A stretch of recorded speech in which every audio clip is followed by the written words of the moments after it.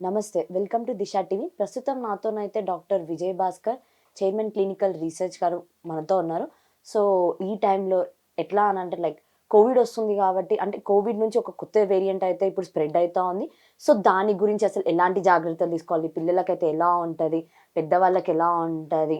And ముసలి వాళ్ళు ఎవరైతే ఉంటారో వాళ్ళు ఎలా ఎలా ఉంటది? ఒక్కొక్కళ్ళకి ఒక్కొక్కలా. సో, సార్‌ని అడిగి తెలుసుకుందాము. సో, నమస్తే సార్. నమస్కారం. సో, సో చెప్పండి సార్. అంటే ఇప్పుడు కొత్తగా ఒక వేరియంట్ వచ్చింది గదా! అది కోవిడ్ కన్నా డేంజరస్సా?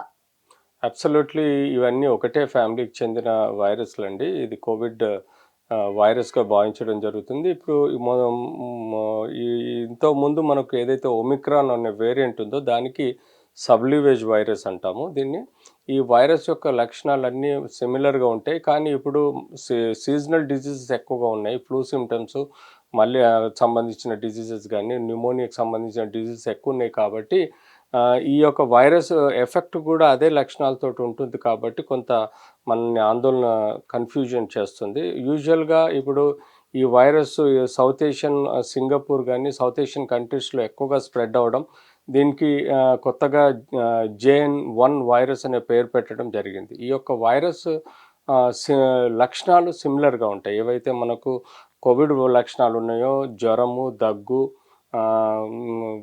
ముక్కు కారడము, గొంతులో నొప్పి రావడము, ఒళ్ళు నొప్పులు రావడము, కండరాల నొప్పులు రావడము, అంతేకాకుండా కడుపులో నొప్పి రావడం, అంతేకాకుండా గొంతులో మంటతో పాటు గొంతులో నొప్పి రావడం, ఛాతీలో ఆయాసంలాగా అనిపియడము, కొంత ఆయాసము పెరిగిన కొద్దీ అంటే సాచురేషన్ లెవెల్స్ పడిపోయిన కొద్దీ సివియర్‌గా మారి హాస్పిటలైజేషన్ అవ్వడం ఇలాంటి లక్షణాలతో కూడిన మనకు కనబడతాయి. అంతకు మించి కొత్తగా ఇందులో ఈ యొక్క JN.1 వైరస్ వలన కొత్త లక్షణాలైతే లేవు. అంటే డేంజరస్ అంటారా సార్? ఎందుకంటే కోవిడ్‌లో మనం చాలా డెత్స్ అనేవి చూసాం కాబట్టి. సో, ఇప్పుడు JN.1 అయితే కొత్త ఒక వేరియంట్ అయితే మనకు వచ్చింది గదా! సో, ఎలా ఉండబోతుంది? అబ్సల్యూట్‌లీ రైట్ అండి. కోవిడ్ అన్నది వైరసు ట్రాన్స్‌మిసిబిలిటీ ఎక్కువగా ఉంటుంది. అంటే ఒక వ్యక్తి నుంచి 10 మందికి వితిన్ క్షణాల్లో స్ప్రెడ్ అవుతుంది కాబట్టి ఈ యొక్క కొన్ని వేల లక్షల వైరస్‌లు ఉన్నా కూడా ఈ యొక్క వైరస్ ఎఫెక్ట్ ట్రాన్స్‌మిసిబిలిటీ ఎక్కువగా ఉంటుంది. ఇన్ఫెక్షన్ రేట్ ఫాస్ట్‌గా స్ప్రెడ్ అవుతుంది.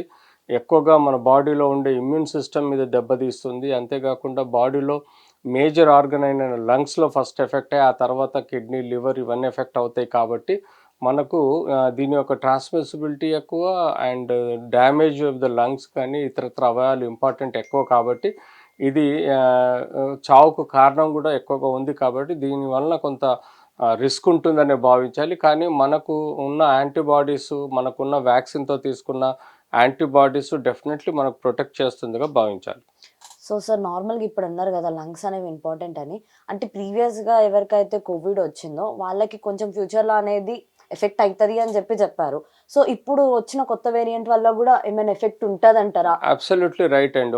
ఒకసారి మనకు డిసీజ్ వచ్చిపోయుంటే, కోవిడ్ వచ్చిపోయుంటే, మనం మెడికేషన్ తీసుకున్న తర్వాత కంప్లీట్ రికవరీ అంటే ఊపిరితిత్తుల కణాలలో గానీ, లేకపోతే గాలి బుడగలు లాంటి అల్వియోలై ఎక్కడైతే ఆక్సిజన్, కార్బన్ డయాక్సైడ్ ఎక్స్‌చేంజ్ అవుతదో, అక్కడ మనకు పాత రెమినెంట్ లేకుండా కోమార్బిడ్ డిసీజ్ లాంటి బీపీ, షుగర్ లేకుండా, క్యాన్సర్ గానీ, ఇంకా ఇతరత్ర డిసీజెస్ లేకుండా ఉంటే పర్వాలేదు. కానీ ఇలాంటి బీపీ, షుగరు, క్యాన్సర్ లాంటి డిసీజెస్ ఉండి ఆల్రెడీ ప్రీవియస్‌లీ ఊపిరితిత్తులు ఎక్కువగా డ్యామేజ్ అయ్యి, ఇప్పుడు మళ్ళీ కోవిడ్ బారిన పడితే కొంత మేరకు మళ్ళీ స్ట్రాంగ్‌గా ఎఫెక్ట్ ఆర్గాన్స్ మీద ఉంటుంది. ఎందుకంటే ఆల్రెడీ ఒకసారి వచ్చిపోయిన తర్వాత సరైన వ్యాక్సిన్ తీసుకున్నా, తీసుకోకపోయినా ఈ యొక్క కొత్త జేన్ వైరస్ యొక్క క్యారెక్టరిస్టిక్ డ్యామేజ్ ఏందంటే లంగ్స్‌లో ఉండే ఏవైతే అల్వియోలై ఉంటుందో వాటిని డ్యామేజ్ చేసి చిన్న చిన్న మైక్రో క్లాట్స్ ఏర్పడతాయి.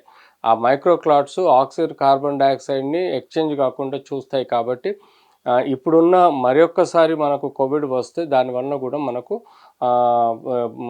ఊపిరితిత్తు మీద ఎక్కువ భారం పడి క్రిటికల్‌గా మారే అవకాశం ఉంటుంది. సో, వీలైనంత వరకు అంటే దీనిలో రికవరీ రేట్ 96% ఉన్నా మన కోమార్బిడ్ డిసీజ్ గానీ, క్యాన్సర్ గానీ, ఇతర రోగాలు లేని వాళ్ళకు ప్రొటెక్షన్ ఉంటుంది. వాళ్ళు ఈజీగా రూల్ ఔట్ అయ్యి బయటపడతారు. కానీ ఏవైతే కోమార్బిడ్ డిసీజ్ ఎక్కువుంటాయో వాళ్ళకు డేంజర్‌గా అయ్యే ప్రమాదం కూడా ఉంటుంది.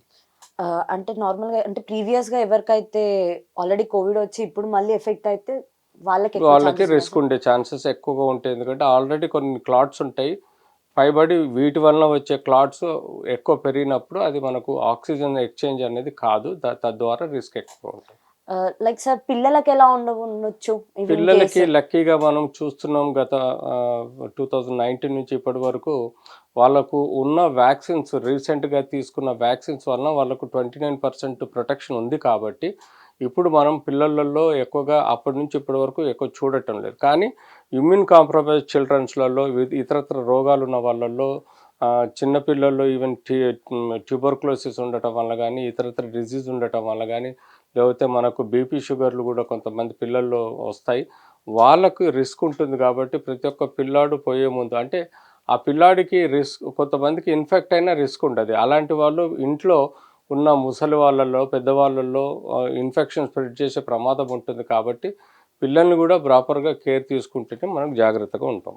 సో అడల్ట్స్కి ఎలా ఉండొచ్చు సార్? అడల్ట్స్లో యాజ్ ఇట్ ఈస్గా మనకు బీపీ షుగర్లు ఉంటాయి, క్యాన్సర్ డిజీజ్ ఉంటాయి, కిడ్నీ డిజీజ్ ఉంటాయి, ఇతరత్ర రోగాల బారిన ఉన్నవాళ్ళు ఈ ఇమ్యూన్ కాంప్రమైజ్డ్ ఉంటారు. ఇమ్యూన్లో యాంటీబాడీ సఫిషియెంట్గా ఉండేవి కాబట్టి ఈ యొక్క వైరస్ కొత్తగా ఏర్పడటం వలన దాన్ని ఎక్కువగా డ్యామేజ్ చేసే ప్రమాదం కూడా ఉంటుంది. అండ్ ముసలి వాళ్ళు అయితే వాళ్ళకి ఎలా అబ్సల్యూట్లీ ఉండొచ్చు ముసలి అంటారు? వాళ్ళల్లో మనం ఇన్ఫెక్షన్ బాగా స్ప్రెడ్ అయ్యే ప్రమాదం ఉంటుంది. ఎందుకంటే వాళ్ళు ఇమ్యూనో కాంప్రమైజ్డ్ ఉంటారు, యాంటీబాడీస్ ఉండవు, ప్లస్ వాళ్ళకు బీపీ షుగర్లు, క్యాన్సర్లు, kidney diseases, liver diseases, brain, heart disease కూడా ఉంటాయి కాబట్టి దీనికి సున్నితమైన కొత్త వైరస్ సున్నితంగా ఉంటుంది కాబట్టి అది డ్యామేజ్ చేసే ఆస్కారంగా ఎక్కువ ఉంటుంది. వాళ్ళకి ప్రివెంటివ్ మెజర్స్ కూడా తక్కువ ఉంటాయి కాబట్టి రిస్క్ ఎక్కువ ఉంటుంది కాబట్టి ముసలి వాళ్ళకు ఇది ప్రమాదకరంగా మారచ్చు. సో ఈ ఇప్పుడు నేను చెప్పాను కదా 3 టైప్స్లో, సో ఎవరికి ఎక్కువ డేంజరస్ అంటారు సార్? అబ్సల్యూట్లీ ట్రాన్స్మిసిబిలిటీ మట్టు ఉంటుంది, బట్ ఓల్డ్ ఏజ్ వాళ్ళలో ఎక్కువగా డేంజర్ ఉంటుంది, రిస్క్ ఉంటుంది. ఎందుకంటే వాళ్ళ బాడీలో ఉండే కణాల్లో కానీ యాంటీబాడీ ఇమ్యూన్ సిస్టమ్ కానీ సఫిషియెంట్గా సక్రమంగా ఉండదు కాబట్టి ఈ యొక్క ఎఫెక్ట్ ఎక్కువగా ముసలి వాళ్ళల్లో పడే ఆస్కారం ఉంటుంది.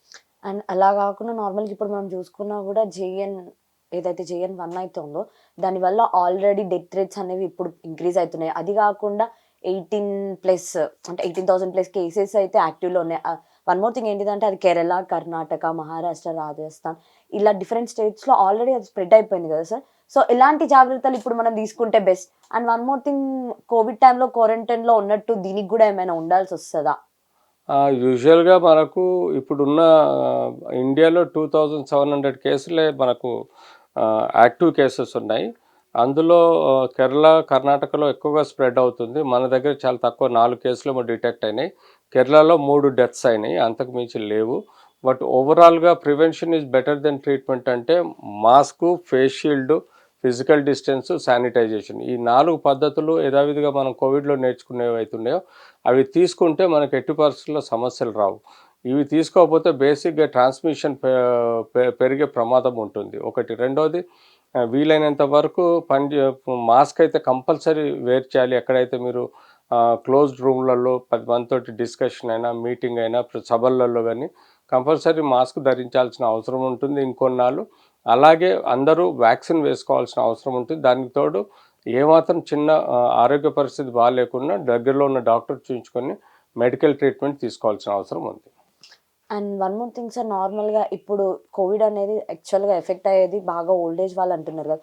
కొంతమందికి ఆ ఇమ్యూనిటీ సిస్టమ్ ఉండకపోవచ్చు లైక్. సో వాళ్ళు ఎలాంటి టైప్ ఆఫ్ ఫుడ్ తీసుకుంటే బెస్ట్?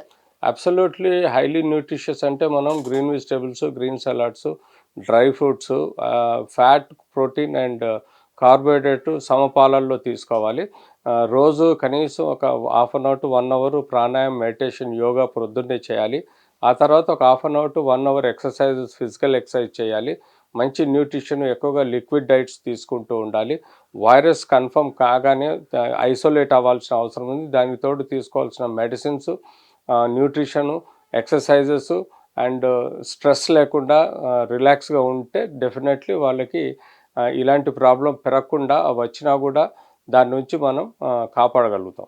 అంటే ఎలా డిటెక్ట్ చేయగలం సార్ ఇది కోవిడా కాదని? ఎందుకంటే జనరల్గా అవుతూ ఉంటాయి కదా, లైక్ ఇప్పుడు వెదర్ కూడా బాగాలేదు, ఇట్స్ లైక్ కూల్ కాబట్టి మనం డిటెక్ట్ చేయలేం కదా whether it's COVID or not అని. సో ఎలా అంటారు? యూజువల్గా ఇప్పుడు మాన్సూన్ టు వింటర్ సీజన్లో ఏమవుతుందంటే ఎక్కువ శాతం మనకు అప్పర్ రెస్పిరేటరీ డిసీజెస్ అంటే ఆయాసము, దగ్గు, జ్వరం లాంటివి ఎక్కువగా వస్తుంటాయి, గొంతు నొప్పి.